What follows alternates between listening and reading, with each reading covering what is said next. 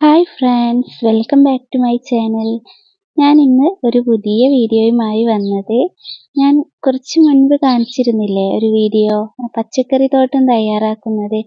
ആ പച്ചക്കറി തോട്ടത്തിൽ ഇപ്പോൾ കുറേ വിത്തുകളൊക്കെ നട്ട് എല്ലാം സെറ്റായി വന്നിട്ടുണ്ട്.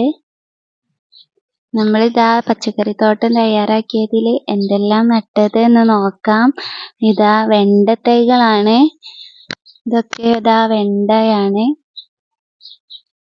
പിന്നെ അതുപോലെ തന്നെ ഇത് വലിയ ഉള്ളിയാണ്. ഇതൊക്കെ ഉണ്ടായി വരുന്നതേ ഉള്ളൂ. പിന്നെ ഇത് ഫുള്ള് മല്ലിച്ചെപ്പാണ്. നന്നായി വളർന്നു വരുന്നുണ്ട്. അതുപോലെ തന്നെ ഇവിടെയൊക്കെ തക്കാളി തൈകളാണ്. ഈ കാണുന്നതൊക്കെ പിടിച്ചു വരുന്നതേ ഉള്ളൂ. അതുപോലെ ഇത് ചെരങ്ങയാണ്. ഇവിടെയൊക്കെ കുറച്ച് മുളക് തൈകളൊക്കെ ഉണ്ട്. അതുപോലെ തന്നെ ഇതൊരു നാരങ്ങ തൈയാണ്. പിന്നെ ഇത് ക്യാരറ്റാണ്. ഇത് ഒരുപാട് വിത്തൊക്കെ ഇട്ടിരുന്നു.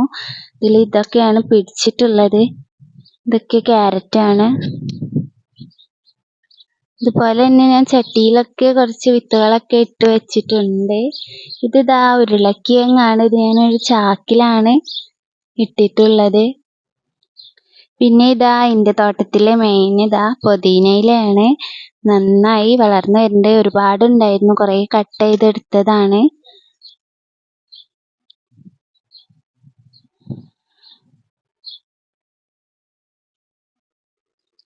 ഇത് നമ്മൾ കടയിൽ നിന്നൊക്കെ വാങ്ങുന്ന പുതിനയില എടുത്താണ്ട് അതിലൊരു മൂത്ത തണ്ടെടുത്ത് വെള്ളത്തിലിട്ട് വെച്ചതായിരുന്നു. അത് വേര് വന്നതിന് ശേഷം മണ്ണിൽ നട്ടതാണ്. ഇപ്പോൾ ഒരുപാട് പടർന്നു വന്നിട്ടുണ്ട്. നന്നായി വളർന്നു വരുന്നുണ്ട്. അതുപോലെ ഞാൻ ഇങ്ങനത്തെ ക്യാനൊക്കെ കട്ട് ചെയ്തതിൽ ഇതൊക്കെ തക്കാളി തൈകളാണ്. ഇതൊക്കെ ഉണ്ടായി വരുന്നതേ ഉള്ളൂ. ഇനി നമുക്ക് ഇതൊക്കെ കായ്ച്ചതിന് ശേഷം പുതിയ വീഡിയോയുമായി ഞാൻ വരണ്ട്. ഇതെന്താന്ന് മനസ്സിലായോ? ഇതൊരു ഉറുമാൻ പഴത്തിന്റെ തൈയാണ്. ഇത് ഞാൻ വേസ്റ്റ് വെള്ളമൊക്കെ ഇങ്ങനെ ഒഴിക്കുമ്പോൾ അതിൽ നിന്ന് മുളച്ചുണ്ടായതാണ്. ഇപ്പോൾ ഒരു പ്രോട്ടീൻ മിക്സിലേക്ക് ഞാൻ മാറ്റിയെടുത്തതാണ്. ഒന്നുകൂടെ വളർന്നിട്ട് മാറ്റി നടാമെന്ന് വിചാരിച്ചു. അതുപോലെ എൻ്റെ ഒരു ഷോർട്ട് വീഡിയോയിൽ നിങ്ങൾ കണ്ടിട്ടുണ്ടാവും. മധുരക്കിഴങ്ങാണ്. ഇത് ഞാൻ വെള്ളത്തിൽ വെച്ച് അങ്ങനെ മുളപ്പിച്ചതിന് ശേഷം നട്ടതാണ്. ഇപ്പോൾ ഇലകളൊക്കെ പിടിച്ചു വരുന്നുണ്ട്. അതുപോലെ തന്നെ ഇതെൻ്റെ കരിവേപ്പില തൈയാണ്. ഇതിൽ ഞാൻ കഞ്ഞിവെള്ളവും വേസ്റ്റൊക്കെ ഇതിലിട്ട് കൊടുക്കാറുണ്ട്. ഇത് വാടിപ്പോയിരുന്നു ചൂടായ സമയത്ത്. ഇപ്പോൾ ഒരുപാട് നന്നായി തഴുത്ത് വരുന്നുണ്ട്. പിന്നെ അടുത്തത് ഇത് ചെരങ്ങയാണ്.